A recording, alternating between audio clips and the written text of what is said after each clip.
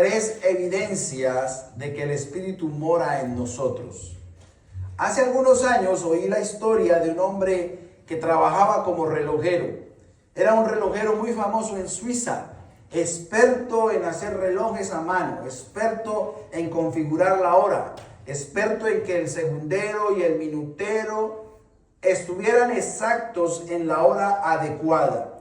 Su oficio consistía en reparar los diminutos mecanismos de los relojes que le traían a su negocio, engranajes casi invisibles. Usaba una lupa muy grande, estaba casi ciego de tanto tratar de mirar esos diminutos accesorios de un reloj. Piezas que parecían imposibles de manipular para otras personas. Un día este hombre dijo algo muy interesante que marcó al pueblo donde vivía. Un reloj no cambia por fuera, cambia por dentro. Si el interior funciona, el exterior se ordena solo, funciona solo. Es cuestión solamente de brillar el metal, la caja del reloj, cambiar la pulsera. Es cuestión de solamente hacer esas modificaciones externas. Esa frase me parece muy reveladora cuando nosotros entendemos lo que el apóstol Pablo enseña en Romanos 8. La vida cristiana no cambia por fuera, cambia desde adentro hacia afuera, que es lo que el apóstol Pablo enseña en el pasaje que estamos estudiando hace algunos meses ya. Romanos 8, como dije la semana pasada, es la cúspide de lo que el apóstol Pablo viene trayendo en los otros 7 capítulos anteriores. Pero en Romanos 8 también el apóstol Pablo expone la obra del Espíritu Santo en el creyente. La semana pasada aprendimos cómo el Espíritu Santo debe guiar la vida del creyente a través de 3 actos fáciles de hacer en nosotros como hijos de Dios. Ahora Pablo llega al punto culminante. Pablo dice que la vida solo puede vivirse en el Espíritu, lo dijimos la semana pasada. Y ahora en Romanos 8, los versículos 9 al 11, Pablo presenta 3 evidencias, no solamente gramaticales, sino teológicas y espirituales, de que el Espíritu realmente mora en la vida del creyente, mora en la vida del cristiano. Con esa idea en mente, pasemos al primer punto, mi querido hermano, porque Pablo comienza mostrándonos que la presencia del Espíritu redefine quiénes somos, aquellos que hemos sido llamados, aquellos que hemos sido sacados de esa vida de pecado, de esa vida en la que el mundo vive, a una vida de santidad, a una vida guiada por el Espíritu, a una vida redimida, justificada, a una vida de adopción que solo Dios puede dar. El primer punto, hermano, lo titulé: el Espíritu establece una nueva condición en el creyente. Escúchelo bien. El Espíritu establece una nueva condición en el creyente. Romanos 8:9 dice: mas vosotros no estáis en la carne. Ese no, como lo hemos enseñado varias veces, es una orden, es una ley para la vida del creyente. Pero el texto sigue diciendo, sino en el Espíritu, si es que el Espíritu de Dios mora en nosotros. Pablo abre el pasaje o abre esta sección del pasaje con un contraste gramatical decisivo. No estáis, sino.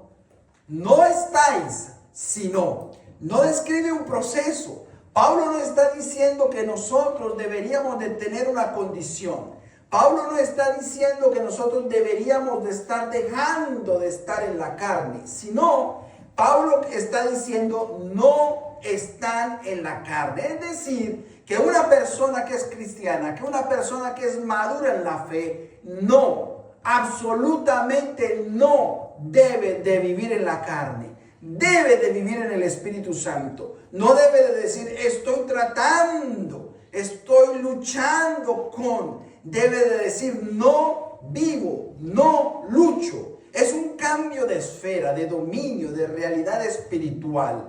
En la gramática del texto, Pablo usa un verbo muy particular. Es el verbo ser o estar, básico para la comunicación nuestra en español. En inglés sería el verbo to be. Algunos dicen que quien aprende el verbo to be en el idioma inglés domina un 20, un 35% del lenguaje. Ese es el mismo verbo que Pablo está usando aquí.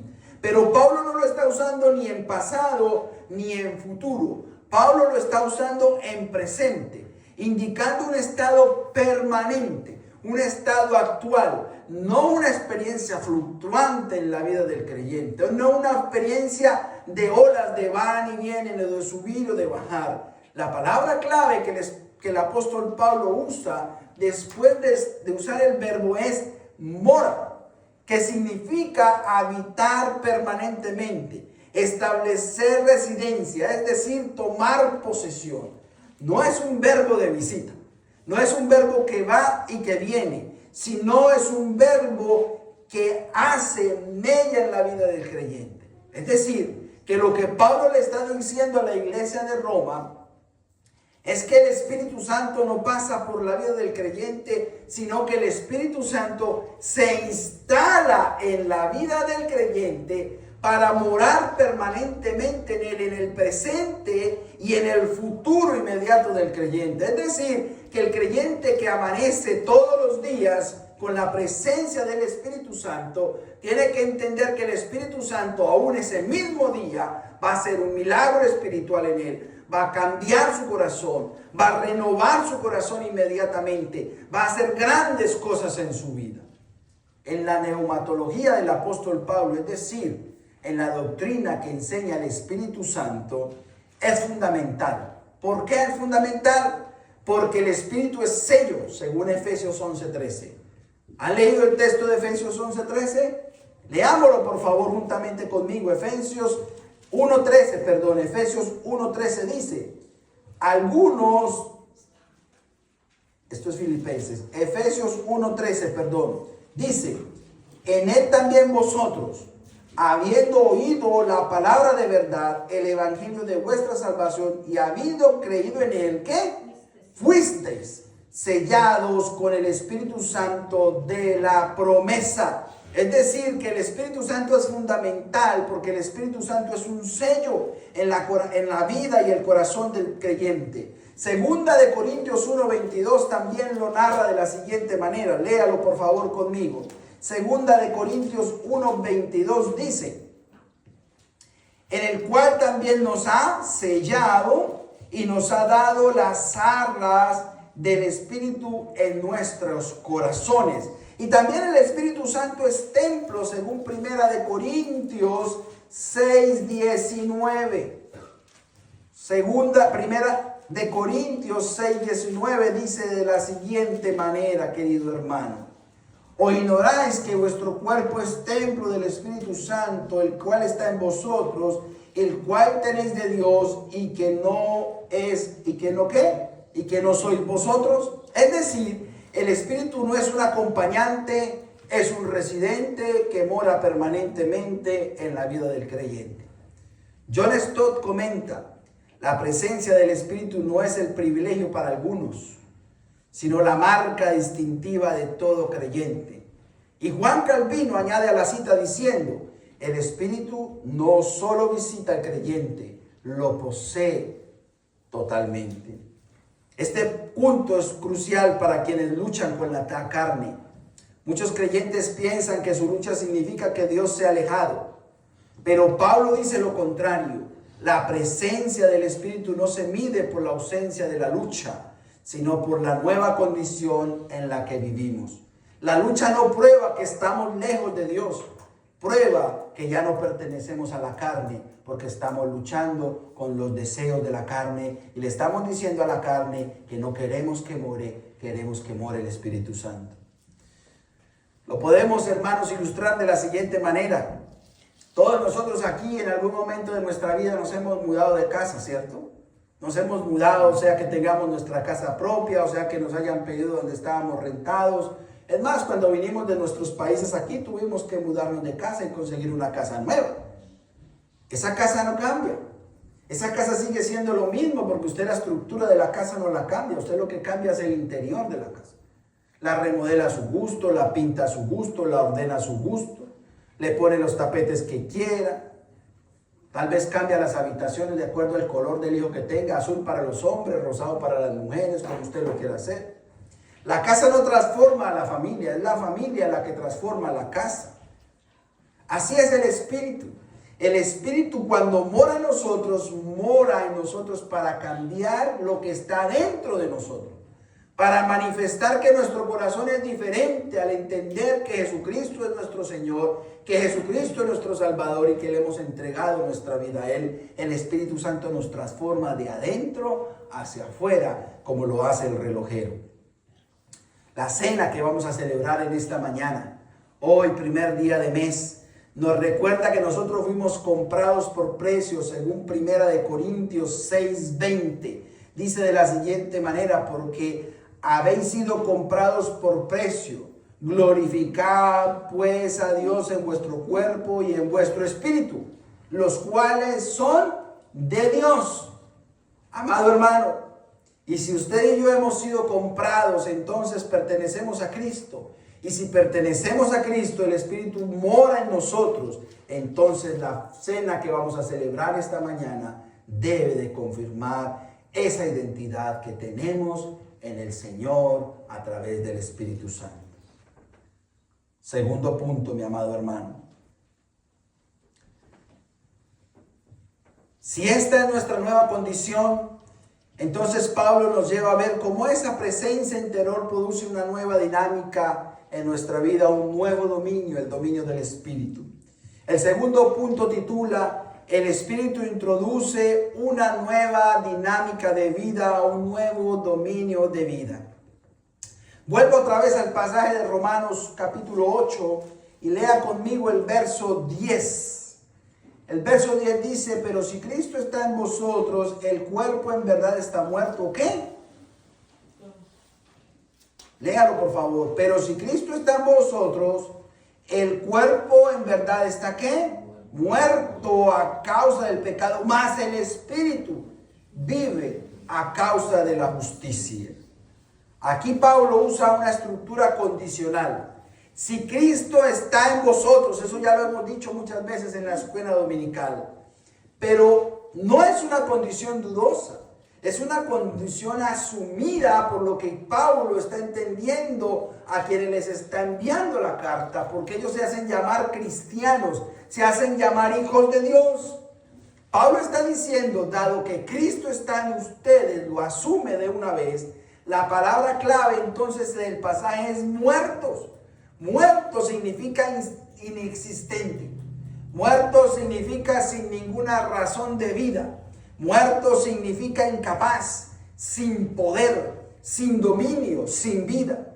Pablo no dice que la carne desapareció, eso no es lo que dice el apóstol Pablo, sino que perdió autoridad sobre el creyente que tiene el Espíritu Santo.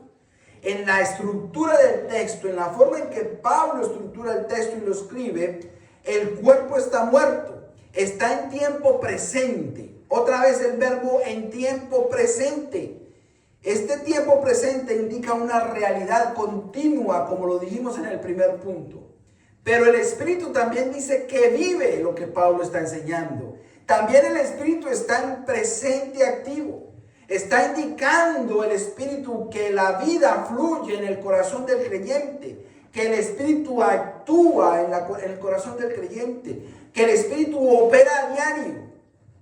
No sé si me está entendiendo. Pablo dice que la carne muerta, inexistente, sin vida, incapaz de operar. Pero por otro lado, Pablo está diciendo que el Espíritu sí está ¿qué? Vivo. El vigente actúa, opera, transforma.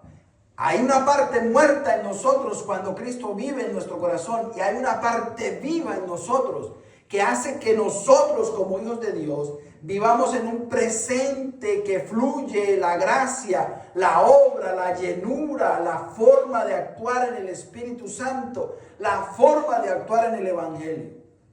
Martin Lloyd Jones explica: la vida en el Espíritu no elimina la debilidad humana, no elimina el sufrimiento, no elimina el dolor, no elimina la tristeza, pero introduce un poder superior que gobierna sobre esos sentimientos. Introduce un poder superior que domina esos sentimientos, que trae vida al corazón del creyente sobre una parte muerta del creyente. El Espíritu Santo no elimina esa debilidad, pero sí tiene un poder sobre esa debilidad que es diferente. ¿Qué debilidad tenemos cada uno de nosotros? ¿Conoce su debilidad, amado hermano? ¿Conoce su debilidad? ¿Le dice usted al Señor constantemente, esta es mi debilidad, por favor actúa en ella? Yo conozco la mía. Todos los días le digo al Señor, por favor, Señor, gobierna mi debilidad, porque yo no soy capaz de hacerlo. ¿Conoce la suya, hermano? ¿Alimenta usted el Espíritu constantemente diciéndole al Señor, por favor, aliméntame para que esta debilidad mía sea gobernada por ti? San Agustín, uno de los teólogos más importantes de la iglesia cristiana, dice, la carne puede estar presente, pero ya no preside, ya no gobierna, ya no controla, ya no manipula, ya no domina a todo creyente que es guiado por el Espíritu Santo.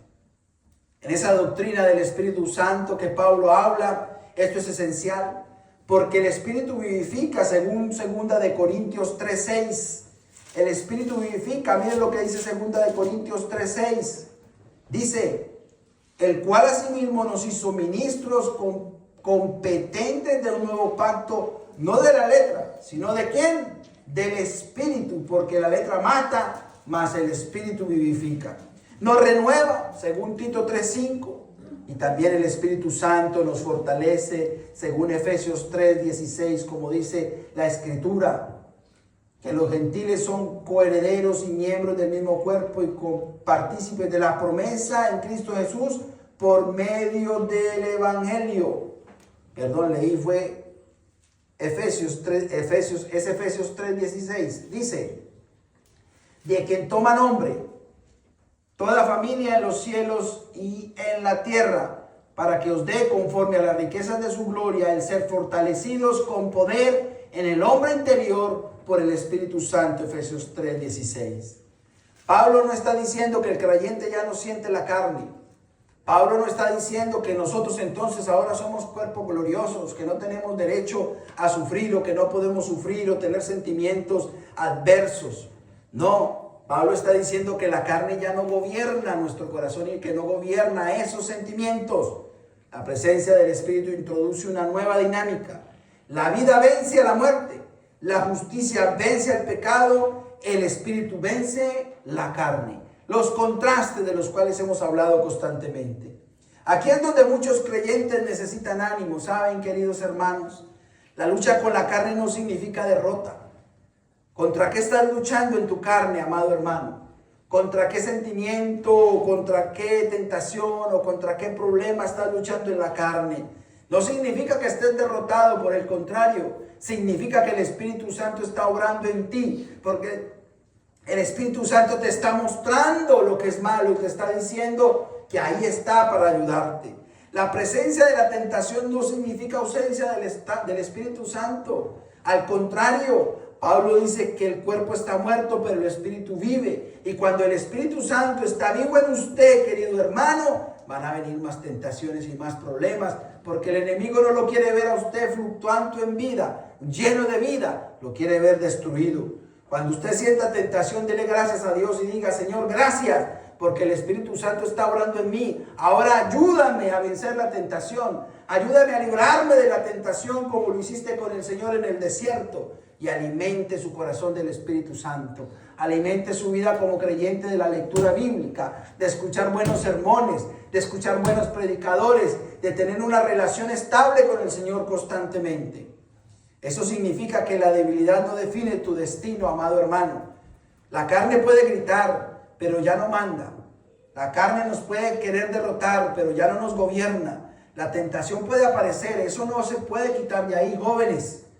La tentación va a aparecer todo el tiempo, porque el diablo es astuto. Pero ya no reina la tentación en nosotros. La tentación está por fuera de nosotros.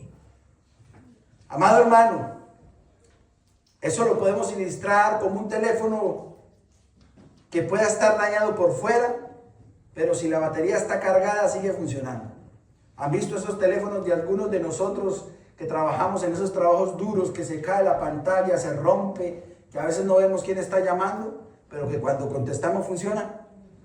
No importa que el teléfono tenga la pantalla rota o la parte trasera rota. Lo importante es que entre la llamada y sepamos quién está al otro lado, ¿cierto? Igual con el Espíritu Santo. La apariencia externa no determina tu capacidad interna. Así el creyente, aunque el cuerpo muestra debilidad, el Espíritu produce vida en nosotros. El Espíritu produce en nosotros una nueva manera de vivir. Y la cena que hoy celebramos nos recuerda que Cristo entregó su cuerpo por nosotros. Y si su cuerpo fue entregado, el nuestro ya no pertenece al pecado. ¿Qué hace la mesa? Nos recuerda que la vida que ahora vivimos, la vivimos por la justicia de Cristo aplicada en el Espíritu Santo, y que somos bendecidos porque podemos tener vida espiritual y podemos participar de la mesa del Señor. 3. El Espíritu garantiza una transformación futura completa. Lea lo que dice el verso 11, capítulo 8, verso 11. Vivificará también vuestros cuerpos mortales por su Espíritu que mora ¿en quién? En vosotros. En este versículo, Pablo cambia ahora el tiempo del verbo y nos lleva del presente al futuro. ¿Se dan cuenta de eso? Ya no habla de lo que el Espíritu hace inmediatamente, permanente en la mente, en la vida del creyente, sino de lo que hará en el día final. La palabra clave aquí entonces es vivificará. El verbo está en futuro, un verbo que significa dar plena vida activa y eterna. No es solo resucitar, sino transformar completamente nuestro ser. Pablo afirma que el mismo Espíritu que levantó a Jesús de entre los muertos vive en nosotros. Y si vive en nosotros, hará con nosotros lo que hizo con Cristo cuando estaba muerto en aquella tumba. En la estructura del pasaje del texto, el Padre es el sujeto que actúa, el Espíritu es el medio y Cristo es el modelo a seguir. Es decir, que Dios el Padre garantiza su promesa que se va a cumplir en nosotros. El Espíritu Santo ejecutará su promesa en nosotros. Y Cristo el Señor, es aquel que nosotros, o aquel en el cual nosotros vemos que esas promesas serán cumplidas también en nosotros como creyentes. Amado, el Espíritu es la garantía de que Dios completará en nosotros la obra que comenzó. Calvino dice, el Espíritu es la semilla de la inmortalidad que florece en la resurrección final. Qué animante es eso para mí. Esta promesa no es un concepto abstracto, es profundamente vivificante, es profundamente pastoral y paternal de parte de Dios en su palabra para nosotros. Para aquellos que luchan con una debilidad física, emocional o espiritual, este versículo es un ancla. Pablo no dice que nuestros cuerpos serán reemplazados, sino vivificados, que es diferente. La obra del Espíritu no termina en nuestra conversión, culmina en nuestra resurrección cuando estemos en la presencia del Señor. Es una esperanza futura, hermanos, que nos prepara para la cena en esta mañana. Pues la mesa no solo mira hacia atrás, recordando la muerte de Cristo. La cena que vamos a celebrar hoy mira hacia adelante, anticipando su regreso, recordándonos que Jesucristo está vivo, recordándonos que es nuestro Señor. Pues la palabra dice, no beberé más del fruto de la vid hasta aquel día que lo beba nuevo con vosotros en el reino de mi Padre. Qué esperanza, qué promesa tan maravillosa. Porque cada vez que participamos de la cena, proclamamos su muerte hasta que Él venga. Y esa venida incluye nuestra resurrección. La obra del Espíritu Santo en nosotros hoy es la evidencia de que la obra de Cristo por nosotros será consumada mañana. Por eso, ahora que usted vaya a participar de la cena, querido hermano, no venga como quien ha logrado vencer la carne, sino como quienes dependen del Espíritu Santo para vencer esa carne que es diferente. No venimos porque somos fuertes, sino porque Cristo fue quebrantado por nosotros. No venimos porque somos santos, venimos porque Él nos santificó, porque Él nos redimió. No venimos porque nuestra semana fue perfecta, por el contrario, venimos pensando en que su sacrificio fue perfecto por nosotros, amados hermanos. Con esta esperanza delante de nosotros, la obra pasada de Cristo, la obra presente del Espíritu Santo y la obra garantizada del Espíritu Santo en nosotros, podemos concluir este mensaje entendiendo, queridos hermanos, que la madurez cristiana es un proceso sostenido completamente por la gracia divina. Romanos 8:11 nos muestra que la vida en el Espíritu no es un concepto abstracto, sino una realidad que produce evidencias visibles. El Espíritu establece una nueva condición, introduce una nueva dinámica y garantiza una nueva esperanza. La madurez cristiana no comienza con disciplina, sino con la presencia activa del Espíritu Santo en nosotros. No comienza con esfuerzo humano, sino con transformación interna. No comienza con el esfuerzo propio, comienza con el Espíritu Santo haciendo algo en nosotros desde el interior hasta el interior, como lo hace el relojero. Y para aquellos que luchan con la carne, la mesa del Señor es un lugar de descanso. No vienes porque eres fuerte, querido hermano, vienes porque Él es fuerte. No vienes porque venciste la tentación, vienes porque Cristo la venció por ti. No vienes porque tu semana fue perfecta, vienes porque su sacrificio fue perfecto. La cena nos recuerda que la gracia no se gana, se recibe. Y si el Espíritu es quien nos da fe para recibirla, como dice Pablo en Corintios 1:11, que debemos examinarnos hoy al participar de la mesa, no para alejarnos, sino para acercarnos con reverencia y con un corazón perdonado. El examen no es para excluir al débil, sino para invitarlo al arrepentimiento. Amado hermano, si tú has cometido actos de pecado esta semana, antes de participar de la cena, arrepiéntete y ven a la cena limpio, santo como Dios quiere. La mesa no es para los que no luchan, es para los que luchan contra la tentación y viven en Cristo en fe, en esperanza. Así que, hermano, mientras nos preparamos para participar de la cena del Señor, recordemos esto.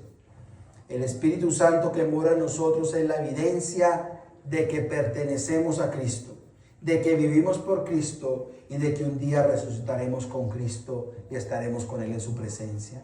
Amén. La mesa nos recuerda lo que Cristo hizo por nosotros. El Espíritu nos recuerda lo que Cristo hace permanentemente por nosotros.